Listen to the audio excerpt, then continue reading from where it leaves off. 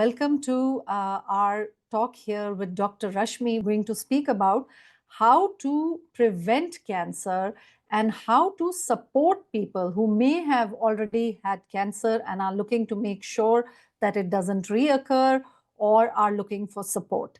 So our talk today is going to be about this, and I'm absolutely delighted to welcome Dr. Rashmi Menon, who is a holistic physician, and I have personally known her for over 10 years.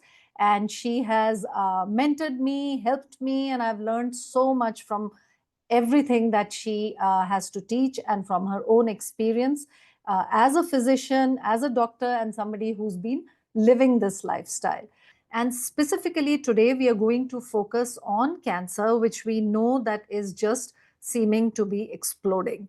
So welcome again, Dr. Rashmi, and thank you for giving us the time and sharing your expertise and knowledge with everybody who's present today. Thank you, Nandini, for having me here. And thank you, everyone, for joining in today. So let's start off by first asking you, what exactly is cancer? You know, when we say cancer, it just evokes so much fear and so much, memories and kind of dark kind of thoughts. Tell us a little bit more about what it is. From a purely clinical perspective and from a diagnostic point of view, cancer basically is abnormal cells which don't know when to stop growing. Right? There is some mutation that has happened in it. All cells in our body are growing, and then after a specific time, they stop growing. And then after their role is over, they let go and they perish.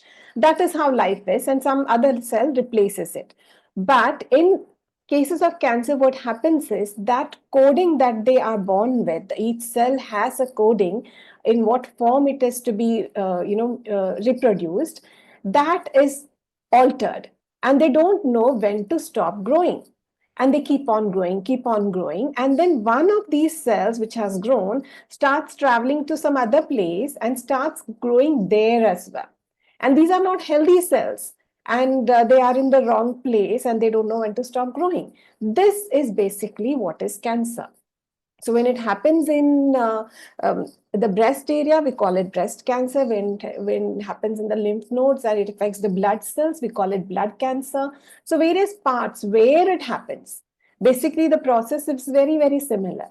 But that the cells have forgotten their true nature. So from a holistic aspect, when you look at it, it is the cell getting away from its whole holistic nature, an imbalance in the body, and an imbalance in detoxification. So that would be the simple way of putting it. So many people these days who seem to be getting the diagnosis of one or the other cancer, and also hearing about so many young people. Like most recently, a really young neighbor of mine passed away. She was only in her 20s with cancer. So is it true that it's exploding a little bit? Like it's just growing much more than it used to be before? In our sort of grandparents' generation or even our parents' generation. What is your clinical kind of experience about this? That is very true. We see more cancer cases coming in. However, having said that, it's not just cancer.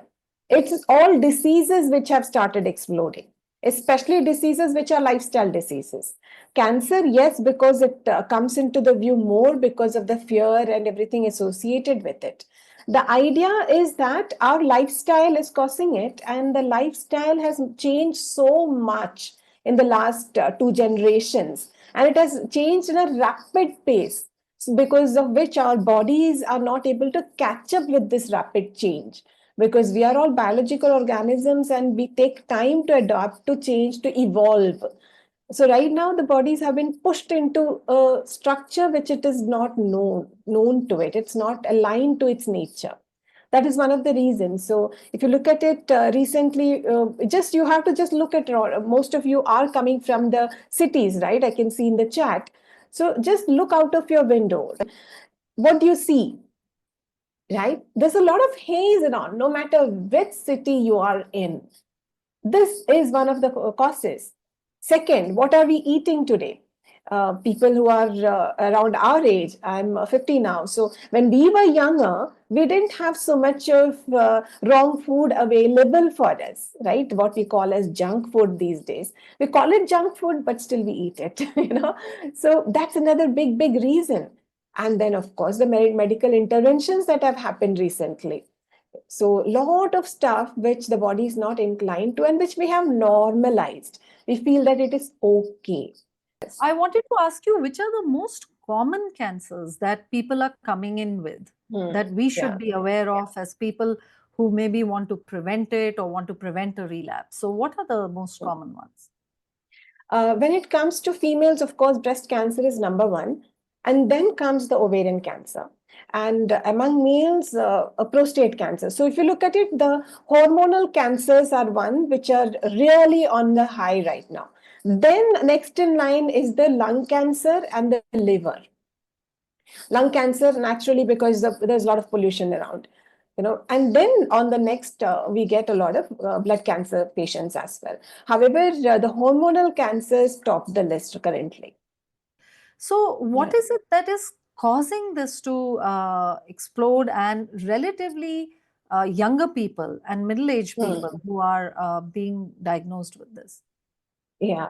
So, number one, yes, of course, like I said, the lifestyle, the food that we are eating currently. Because, see, when we look at cancer, like I said, it is the cell which is a regular normal cell. Every cell in our body has the potential to grow. So, what changes? Why does the mutation happen? Right? Why does it happen? It happens because the environment around the cell has changed. So, what causes the change? Number one is what we put into our body, and that is the food that we put into our body, the stuff that we apply on our body, the clothes that we wear. Even that can affect how our bodies are reacting to it, our environment, the air that we are breathing in. So, number one, as of now, like I said, it is hormonal cancers that I have been seeing mostly. So, the hormonal, one of the primary causes is dairy products. Dairy products are loaded with hormones which our body doesn't need. And there are studies which have proven the direct link between dairy consumption and hormonal cancers like breast cancer and prostate cancer. It, of course, aids other cancer as well. If you look at it, the amount of dairy that we are consuming right now has skyrocketed from what it was when we were kids. You know, everything has some or the other form of dairy in it. We have started eating a lot of meat products. The animal protein also increases the acidic tendency of our cells, which can also cause them to trigger the mutation. The next one, But of we've course, been is told from childhood, right, that dairy is really good for us, milk is really good for us. And for yes, vegetarians, dairy is recommended as the biggest source of protein. yeah, So, how come, mainstream media or doctors are not talking about it? Because I know many people who have been hmm, diagnosed with cancer have gone for treatment, and doctors are recommending protein powders and high protein diets for them. So this yeah, is quite contrary to what we hear in yeah. mainstream. So what's the reason behind the fact that doctors are not aware of this, or Hmm. people are not in general aware of this? Yeah, I would say that there's a slight change that has happened in the recent years where doctors are talking about the link with dairy and animal products. However, the general, when what is taught in colleges, we are not really taught about, diet in our regular medical colleges. So whatever we learn is on the by way of experience, by way of practice, and what our seniors teach us while we are under their training, you know. So there is a lot of myth around it. Secondly, uh, usually in a hospital setting, we look at protein as necessary for any kind of healing. Now, when I was doing my internship in a surgical nursing home, it was we were taught that when incision is made in the body to heal, you require protein, right? So protein is required, yes, because it is the building material of the body. However, the body has the capacity to build the protein. You don't require additional protein in it, right? But that is not something that we know. We just know that, okay, the protein is required, so let us fill the body with protein. And especially in vegetarians, milk is the only source of protein is what we understand. However, this protein which we are getting from the animal products is not really pure protein or what our body needs. In fact, what our body requires is amino acids, which is essential amino acids. All the non-essential amino acids, which is a complete protein for that animal, is not a complete protein for us. So, there is a big trend, even Huh. among the organic and health food and all of that. And everybody is now focusing on A2 cow protein. I mean, Yeah, A2 cow milk. So, what yeah, is your opinion about that? Because a lot of people mm, think it's the heavy commercialization and antibiotics given to cows that is the problem. But yeah, what if it's a clean, our cow in our house and A2 kind of thing? Because we get these yeah. kind of Hmm. questions. So what would be your answer to that? I believe that A2 milk is excellent for the animal, for the baby, which it is supposed to be. For a A2 calf, A2 milk is excellent. But we are not baby calves, right? So when you look at nature, which animal in nature actually drinks milk, right? And even cows, that A2 calf will stop drinking milk after it has become an adult. The humans seem to be the only species which keep on drinking milk beyond their adulthood. Now, what happens is any milk, whether it is A2 milk or any milk or camel milk or goat milk or whatever milk it has a lot of hormones, a lot of fat, a lot of growth hormones in it. Because if you look at a baby, even a human baby, they grow very fast. Every week, the baby looks like a different baby altogether, right? That's the speed with which the baby grows. So, that is the amount of growth hormone that comes from our milk into the baby's body, and that helps them grow because the first 6 months, we are supposed to feed only breast milk to the baby, right? So, this is the same for all the species. If you look at a calf, the calf, when it is born, is 18 kg, and within around 8 to 10 months, it kind of grows into a full blown cow. And that cow can be anywhere from 500 kgs to 800 kgs. So just look at the amount of growth hormone that will be there in that milk, whether it is E2 milk, whether it is, a normal grazing cows or whatever. This is the amount of growth hormone. This is the amount of cholesterol. This is the amount of fat that is coming into our body. And in our Yeah. fully grown bodies, what will it do? It will trigger growth. And what is growth? Growth is tumor, growth is cancer. Wow. Okay. So apart from dairy products, what else in our diet is broken, and what are some of the other factors that contribute to cancer? Yeah. In the diet, of course, everything that we eat, which is food like substances. If you have a packet of biscuit in your kitchen, just go and look at the ingredients that is in there. You'll identify one or two things as food, the rest will be non food. If it is presented to you in its original form, would you eat it? Like the preservatives, the colorings, the flavorings, even the vanilla essence which we use in cakes and stuff every day. Will you take a drop or a spoonful of it and will you be able to eat that essence?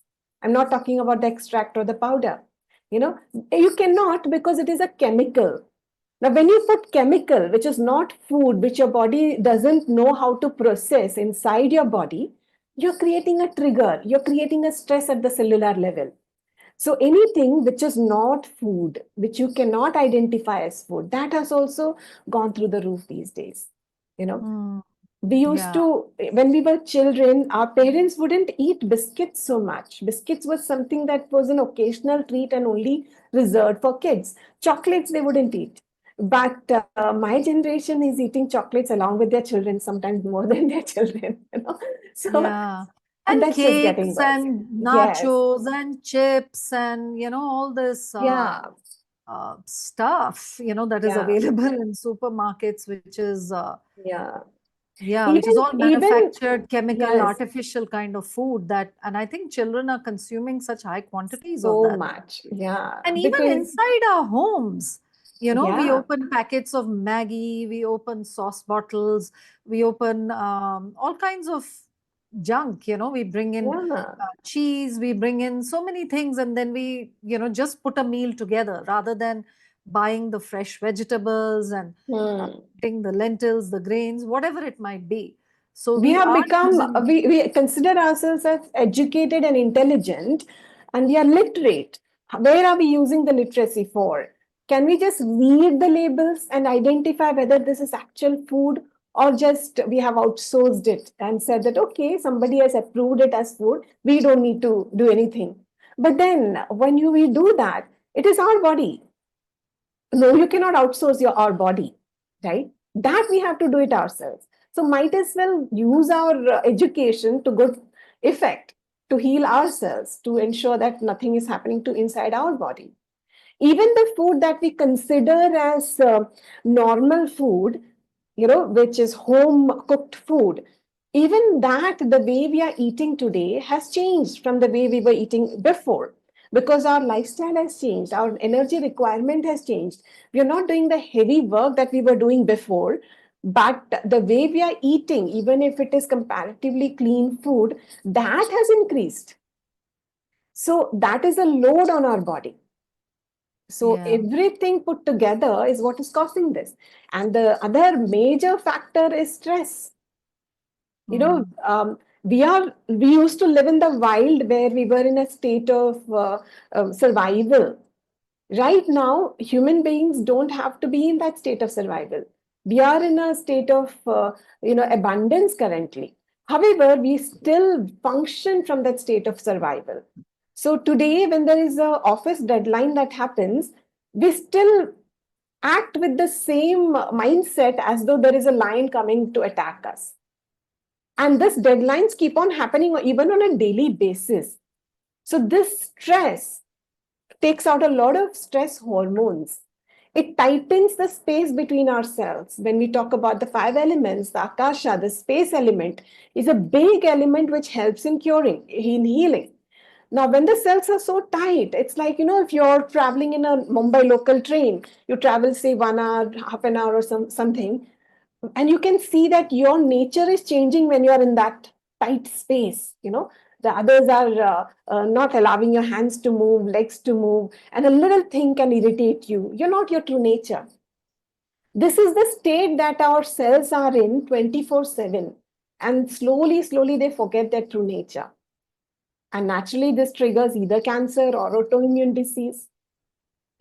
So stress is And a what major contributor. And along with stress, what do you think is the role of emotions? Because I see that people are so easily triggered. Like Yeah, there is road rage, there is exhaustion with traffic, there is exhaustion with all the different responsibilities that people have these days, yeah, and they tend to be people are also stressed because of the life experiences they've been through. Like somebody might absolutely. be looking after an elder, somebody might have lost someone close to them, someone may have been abused, and so many people are living in relationships that are so stressful. So what is Absolutely. the role of all this in disease and specifically in cancer? Um, See, according to my belief, it is not the emotions that are a problem, because emotions are what we are born with and they're supposed to be expressed. The problem is not the emotion, the problem is the suppression of the emotion. Now, if you're taking care of an elderly, you are under stress of that caretaking. That's called caretaker stress. It is a big disease. But because we say that this is a noble thing, you're not supposed to complain about it. It's not complaining. You're just expressing that, this is my challenge. But it is tagged as complaint. And we say, oh, we are supposed to complain. We are doing a good thing. This is a small example of suppression that happens. Now, where do these emotions go when they're not expressed? They remain in our body, they tighten our body.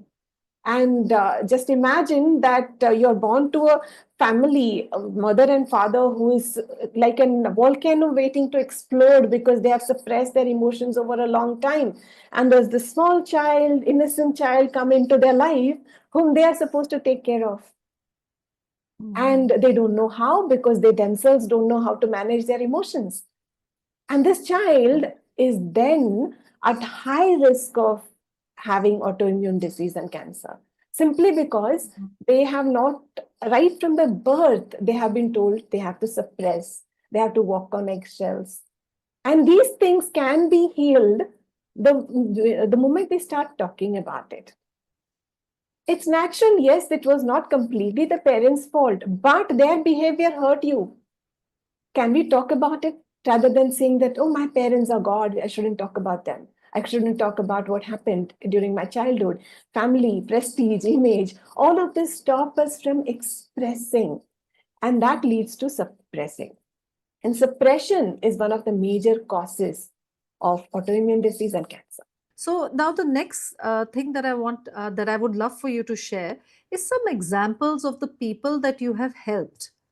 What did you see, like as if you can just share a case study of any one or two people that you've helped, what you saw and what you think helped them? That I think would be really helpful to all of us. Yeah. So one of the cases which I'm sure many people have heard about, she came to me with breast cancer, and she had lumps in both the breasts, and both husband and wife were in a state of shock, because a young lady, very active, going to the gym, and very healthy otherwise.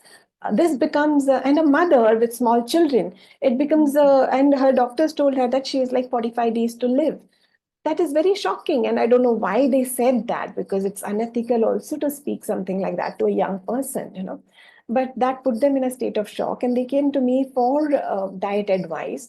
And we started from there. We started talking about food and how to change the food habits. And because it was in such a state that they were willing to try anything and everything, and then they started on that journey, and then we started exploring more of emotional state. We went for some age regression, some PLRs and all that, and that opened up her pathways, and she found that more and more healing communities she got into touch with. And I'm talking about 10 years back, when it was not even that common in India. So, and it's been like 8 years that she's completely free of the disease. So Wow. that is one case. The other case was of lymphoma. They had come to me, and these are two cases which had completely no intervention, modern intervention that was done. They were a case of lymphoma, and when they came to me, they were totally debilitated. There was a big mass on the neck, and but they were already into the healing journey. They were already practicing some healing. They were giving healing for the others, so they knew that they didn't want to go on the conventional path, and they started on the diet part of it. And there was a lot of fear associated with the investigations, the MRIs, the PET scans. But once you're diagnosed, these are part of the process. Otherwise, how do you know for sure that you're healed or not? you know Mm. and where is it going? We do need a prognosis. We cannot just blindly go into it. So we did a lot of talk therapy on reducing the fears. And the last I heard from them was that I met them quite recently, and they were completely healthy. There's no sign of any swelling, nothing. So they are another one who has healed without any, that is called as spontaneous remission, where there's no external intervention which is required. And then there are these cases who, like I said, most of the people come to me after they have explored everything. So lately, I have this case of NET, which is a neuroendocrine tumor, which is a very, very rare kind of disease. So even before starting the treatment, the conventional doctors also told them that it is a difficult case. So they had already come with the mindset of exploring a different aspect. However, they come from a very, very, what is called as a conventional family type. So they couldn't really understand in the beginning that why is so much changes necessary. Why can't I have one small drink? Why can't I have once in a week some meat? What is the problem? So you don't have to be this strict. So, but they kept on doing the path, and slowly, slowly, slowly, they came to a very, very clean lifestyle.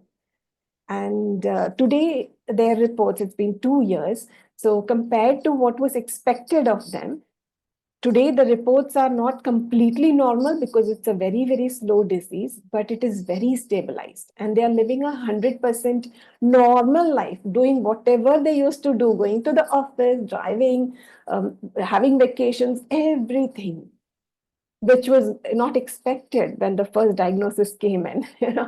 So that is another case. Wow, Then I also that's have patients. amazing. Yes, absolutely. Then I also have Because, patients. in the mainstream, people don't know that it's possible to prevent, or even after an occurrence, to ensure that, the quality of life is good and the person can be stable, even Yes, if there are some evidence of some minor sort of disease yeah. remaining. Uh, because in the mainstream, it's all just go to the doctor, get chemotherapy, get radiation, and pray that Because you the idea is survive. to remove all the symptoms, right? So if a tumor which has stopped growing or even has calcified, that means that those cells are dead, they're not going to grow anymore. But when you look at mainstream, the idea is that all of it has to go. You have to remove it, cut it, and remove it out. Sometimes the body just wants it to remain there. It doesn't do any harm. It's like a scar on your hand, you know. So that is the viewpoint of a holistic way, wherein we look at how are the rest of the systems functioning, how is the body and the person functioning as a whole. That is what is called as this is free. This ease means you're not at ease. So when your body has become at ease and all the other functioning has become at ease, that is disease free, isn't it? How would somebody, let's say somebody who doesn't have cancer, Hmm. and wants to remain cancer free, or maybe they have a family member who got diagnosed and they want to make Yeah. sure that they are able to prevent it. So, Hmm. what would be your top recommendations for people who are looking to prevent ever getting any cancer? What is it that they can do from their side to minimize the chances for them? Yeah. So, like I said, from a holistic viewpoint, the cells have forgotten their original nature. They have disconnected from their original nature. So, the cell is just a small uh, particle. It's like a drop in the ocean. The drop reflects the entire ocean. So, if the cell is disconnected from nature, that means that the whole organism, that is you, are disconnected from nature, right? So you just have to look at what are the disconnects that are happening and what is in your hand and what is not in your hand. Some things are not in our hand, but there are many things which are in our hand. And the beautiful thing about the human organism is that you don't need to do 100%. Even if you do stuff that are in your hand, you will be creating a balance, and that will keep you disease free. So when I talk about what is in your hand and what is a disconnect from nature, you know the number one is food. What are the food that we can originally eat in its natural form without too much of human intervention? Let's focus on those foods. Yes, you can still have a little bit of the other stuff, which is mainstream food. However, can we increase the amount of life giving whole food, right? Whole foods like fruits, like vegetables, leafy greens. Can we focus on these three more than on the rest? That will keep your nourishment, because nutrition, lack of nutrition is another trigger for the cells to mutate. So when we eat this, we are giving the right nutrition.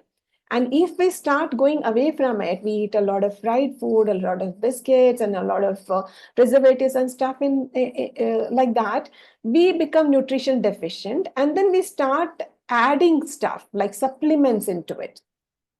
When we add supplements into it, that is another foreign material in our body. That too, the body has to process. So instead of keeping on adding, can we look at subtracting? Can we look at simplifying the food that we eat and eating more close to what our natural food is? Natural food means without any human intervention. What are the food that will first we will be naturally attracted towards, or we will feel our mouth watering when we look at it? What is easily procurable? and what is easily chewable and digestible. And how many steps has that food taken from its natural form to reach the plate? So, if we look at these 4 points, we will know how to simplify the food that we eat. Look at the Yes. original form. Where did it originate from in nature? Because it all came from nature, right? It's just taken so many steps to reach us. So, when it comes to Yes. availability in the world around us, we live in a state of abundance, right? So we have to have our choices right in our head. Then we can plan, because anyways most of us do some amount of planning, right? When we are traveling anywhere, we're going in a airplane, and we are susceptible to cold, we will carry, even if it is outside, it is very hot, we will carry a extra blanket or something to keep ourselves cold inside the airplane. So we don't complain then that the airplane is too cold and they don't provide us blankets and jackets, right? We provide it for ourselves. Similarly, we have to make it our responsibility to provide for ourselves. Fruit stalls, especially in India, most of the folks are from India, are available everywhere. So on the way to the airport, you can just pick up maybe an apple or two bananas and carry it. Yeah. Then you are not dependent on them, right? Yeah. So if you Yeah. plan, it is possible. However, the problem is we don't know. We don't know what is right food for us. That is where the 4 checkpoints come in, to identify what is the right food. Then the next point is how to access it, how to plan for it, and all that. But the first step, if we don't know, then we cannot take any of the other steps. And I also find that a lot of the people that I work with are also very hesitant Hmm. to ask for what they need. Yeah, It's like, I don't want to that's true. trouble that person. I don't want to trouble, And Hmm. sometimes I have to remind them that if you're in a restaurant, if you're in a hotel, if you're in a whatever, you are the person who's paying. Hmm. Right. You are not troubling. It is your right, because there are so many people who have this allergy or that allergy, or they don't eat this, they don't eat that. They go out and ask for what they need, right? Because otherwise they'll Hmm. be in serious trouble. So why can't we do the same if we So here, really Nandini, I believe? would give a different viewpoint. I'm someone who is non-confrontational, Hmm. right? So for me also to ask things is a bit difficult. However, I have observed this, that when I am with someone whom I'm taking care of, then I'm more vocal. For example, if my son has a particular thing that when he was smaller, I wouldn't hesitate to ask things for him. If there's an elderly person or my mother or my father, I would easily ask for them, right? So this is also an emotional thing. So it's not that many people they want to, but there are things that are happening in their emotional state of being, which is stopping them, which is limiting them from asking. So So how can these people manage situations then? yeah, so think of yourself as that person you're taking care of, Hmm. right? And if I can do it for them, what are the words that I will use? How would I approach it if I'm doing it for them? That is one way to do it. But to identify that this is my problem is the first step. Yeah, because it opens another tunnel of, why do we Yes, not value ourselves as much as we value our absolutely. children or our Yes. parents or someone else that we are taking care of? Anyway, we'll Yeah. keep that aside for now. Yeah. So That's a suppose, different discussion. yeah, it's a different discussion. So suppose there's somebody here, or someone who's listening to this on YouTube later, who was, let's say, diagnosed with recently with cancer. Mm. And Yeah. when you get such a diagnosis, it really feels like, like maybe a death sentence or a life sentence or Yes. something like that. So, how can Mhm. someone like that, what advice would you give to someone like that? Yeah. So, yes, that is a common thing that because cancer is looked at something that doesn't have a cure, that's because in the conventional stream, we really don't understand what it is like, right? But when we look at it from the holistic viewpoint, cancer is like any other disease, it's an imbalance. So, if there is an imbalance happening, it can be that you may have diabetes, you may have blood pressure, you may have autoimmune disease, you may have asthma, you may have cancer. It is just an imbalance in your environment, in the way that you're living. So, the first step when you have a diagnosis is think of it as maybe diabetes. You know, take your time, sit with it. Don't take harsh decisions then. Be with your family and ensure that you have neutralized yourself before you talk to your immediate family, because support system is important, and support system of people who are on the same line as you, not people who are going to get aggravated by the diagnosis again, which can add to your diagnosis. So first of all, start doing some kind of breath work, some kind of mindfulness. Take 1 or 2 days, sit with it, work on it, and then decide which way you want to go. And yes, depending on what your diagnosis is, what stage it is, and what your living conditions are, the pathway to cure healing will be different for everyone. So you have to identify it. And whenever you reach a doctor's office, don't ask questions out of fear. Ask questions out of knowledge. Ask them everything, that what is the prognosis now? If we do this treatment, what are the side effects? What are the benefits? And if we go the other way, what are the side effects? What are the benefits? Go with a list of questions, write down everything, and then take all the right answers, you know, and Mm. then you can make a decision what you want to do, just like you would do for any other disease, to take Yeah, out that fear, but take 1 or 2 days just to sit with it and do a lot of breath work, do a lot of self soothing first. Soothe yourself, manage that shock first, and then take the yeah. next steps. And always, Mm. always make informed decisions. Don't rush into anything. Whether you're choosing the conventional, whether you're going the natural path, take informed decisions. Write down your questions. All your doctors are open to answer your questions, as long as Yeah, you don't go with that aggression or with that fear, then they also tend to shrink a little bit, so just get your questions ready and ask them. yeah. So, what if somebody has already been diagnosed with cancer and Yes. maybe they are undergoing treatment or they've just finished treatment and they want to make sure that it doesn't reoccur, they don't have a relapse. So, or maybe they're going through some difficult symptoms. So, what's the best way that these people can support themselves? Yes. So, like I was talking about my patients, most of my patients come after they have done some intervention or the other. So there is this case of, again, blood cancer, who is who was told that they would require like 15 sessions of chemotherapy. And then they came to me and we started doing the diet, we started doing the mind work with them. And it so happened that instead of 15, after 5, they could stop it. Then there is this elderly lady who was brought to me by her her daughter-in-law. And every time she would go for a chemo session, she would have huge side effects out of it. And she was in her late 80s. And so I went to her house and we did a therapy session in which we calmed down the body. We told her to visualize that this medicine that you're taking is going and attacking only the cancer cells and not attacking the rest of the body. And believe me, the during that session, she had only about 5 to 10% of whatever she was having before.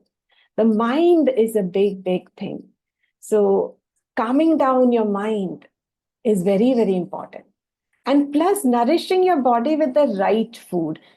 When you're doing a therapy, anyways, it is stress on the body. So if the food is also causing stress, how can you heal?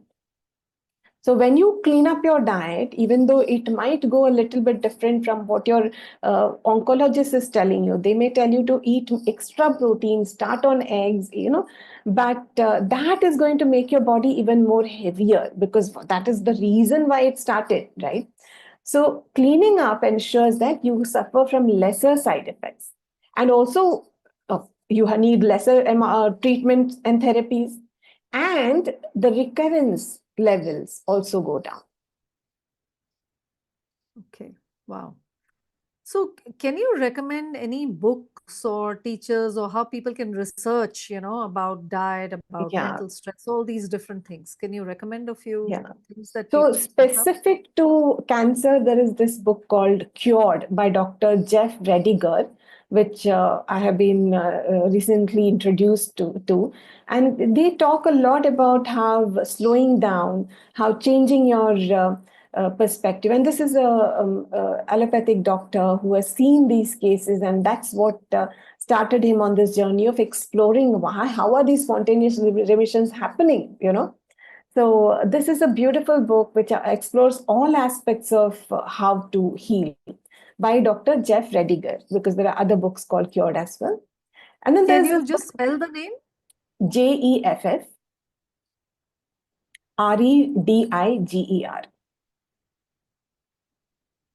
Okay. And then there is this book called Radical Remission, Surviving Cancer Against All Odds by Kelly A. Turner.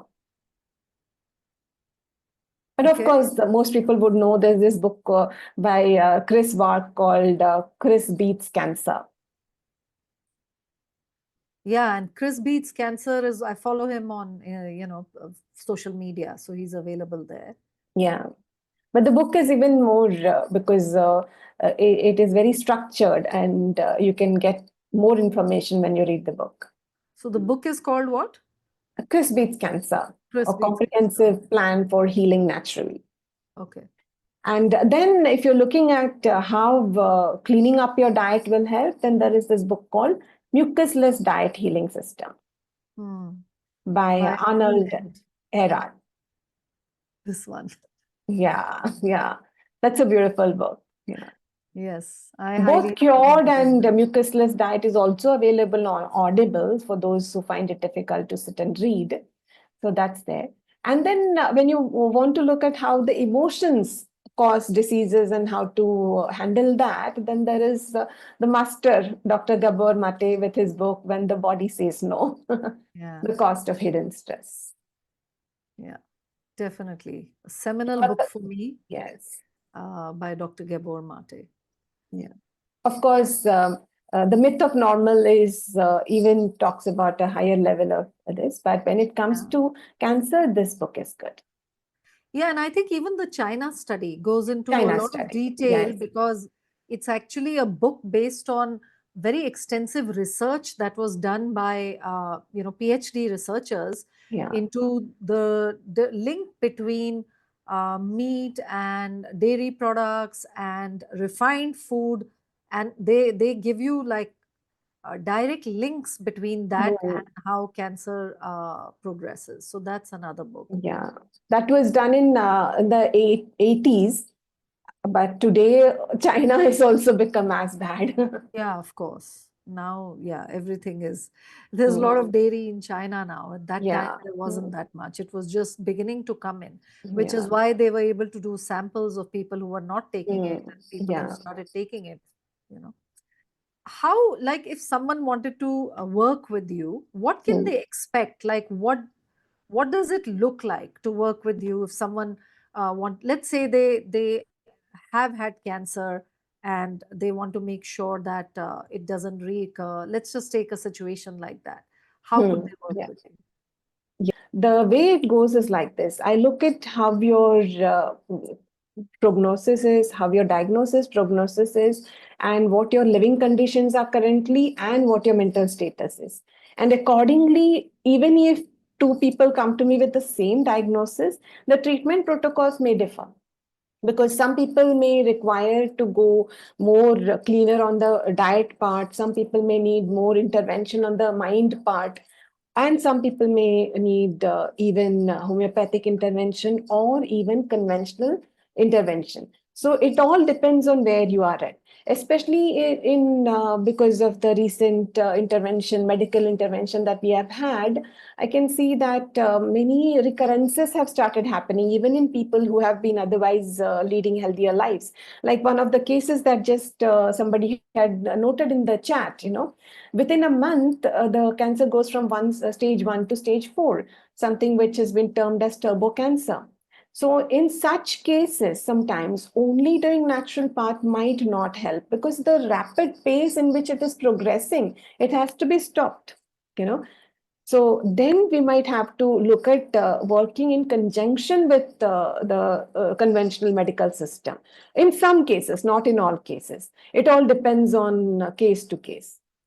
But usually I try to ensure that we do without medicine, and if required, a little bit of homeopathic medical intervention. Now, if conventional medicine is also required, what I do is I do a protocol around it, so that you have less side effects. So even if you're going for an MRI, I may put you on a protocol which is diet and juicing and homeopathic medicine, so that you are less affected by the IV, that is dyes that are put into you.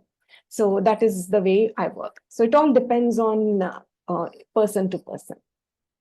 Okay, so you're saying that you take a very individual, customized Yes, approach depending on the person, where they're coming from, their age, the other complications that might be there, yeah, what cancer they have, what stage it is, what the doctors have recommended, what the tests are showing. So it's a very case by case, individual yes, guidance that you do, and individualized protocols that you develop, because what one person needs may be different from what other person needs, or even what they're able absolutely. to do based on Yes, yes. their history, their habits, and all of And that. even their social condition, you know, Correct. how much Yeah. support they are getting from people around them, all Yeah. depends on that. Yeah. And even the economic condition, and Yes, yeah, their definitely. ability to Yes. understand. And because some people are quite advanced, they've already been living a natural path, Yeah. maybe they've even been vegans. There are Yes. many people who are even diagnosed even though they're vegan, and Hmm. they would need a very different approach from someone who's just completely mainstream, has no clue about Yeah. these plant based and alternative health and all of that. So they have to So, be slowly introduced into it, because yeah. especially when a disease has been identified and is in a is showing symptoms, then a rapid shift, overnight shift, can actually cause aggravation. And if the body is not able to take the aggravation, that can lead to fatality as well. That's why we have to take step by step and case by case. How can people even work with other chronic diseases that they might be having, so that later on they don't have to deal with something bigger? Isn't it a Mm, good idea that instead of suppressing through medication, that we actually try to get rid of those smaller diseases, mm. so we So don't I deal with will something? share an example of this one patient. Long back, he had come to me. He was a tall, very hefty person. Looked like what we call as healthy, right? And he was very tall and this. And he came and shared with me the story that I have we are three siblings. My oldest brother, he didn't have any issues at all. He was eating everything and all. And by the time he reached his 40s, he started having blood pressure and diabetes, and then now there are a lot of stuff that he cannot eat, and his life has become limited. That's what we say, na? Limited life has become limited. And then there is this sister that he had who had IBS, right? And right from the beginning, she had to be careful about what she eats. So I asked him, then does she suffer from any diseases? He said, this itself is a disease. Her life is already limited because she has to be very careful what she eats, And then I asked him, okay, so what about you? He said, I don't even catch a cold or cough. I never fall sick. I can eat whatever I want. I can do whatever I want. I never fall sick. I said, then why are you in my office? Why are you here in my clinic? He was suffering from blood cancer. So this Mm. is a textbook example. When we do something wrong to our body, first the gut level starts showing symptoms. When we try to bypass it, or the body has already bypassed it, it goes to the organ level. And when the organ level also is bypassed, then it goes to the cellular level. So when we look at some people who have been on chronic medicines, whether it is for thyroid, whether it is for blood pressure, whether it is for diabetes or any other lifestyle disease, they have been continuously on medicines, have not done any lifestyle modifications. These medicines, which are helping this group of symptoms, are actually a foreign element in the body. And over time, it is continuously going in. How much can the body throw out? So, most of the times, it is the medical intervention and not changing the lifestyle, both the toxicities coming together, which create the ground for cancer. Mm. So, yes, when we start cleaning up, the first thing that happens is that your primary diseases, usually the things happen in the reverse manner. Usually, healings happen in the reverse manner. The symptoms that first come go the last.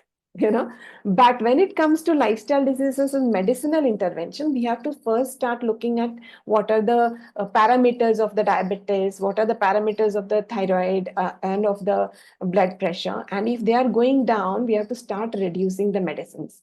Just because you have cancer and you've started the natural path, you cannot stop it like that because your body has gotten used to it over time.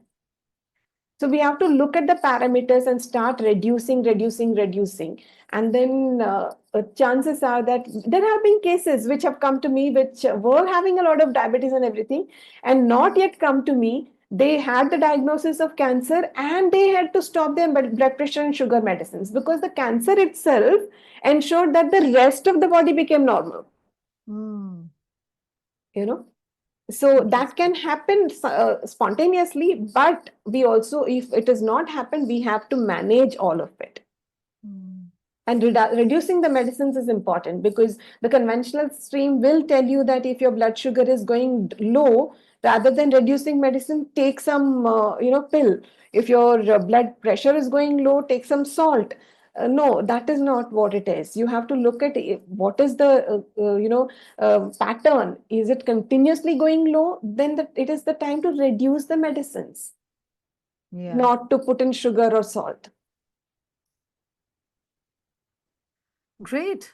Thank you so much, Dr. Rashmi, for answering all these questions. And what are some of your final words for people who are watching today?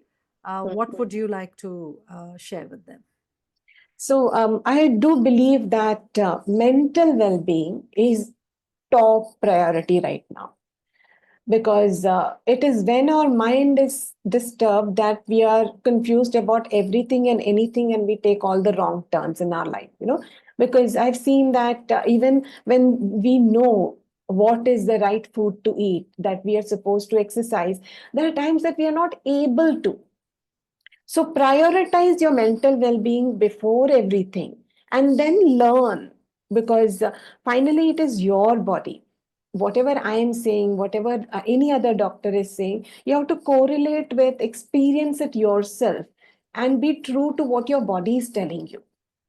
Because finally, your body is unique. There is no another body which is exactly like you.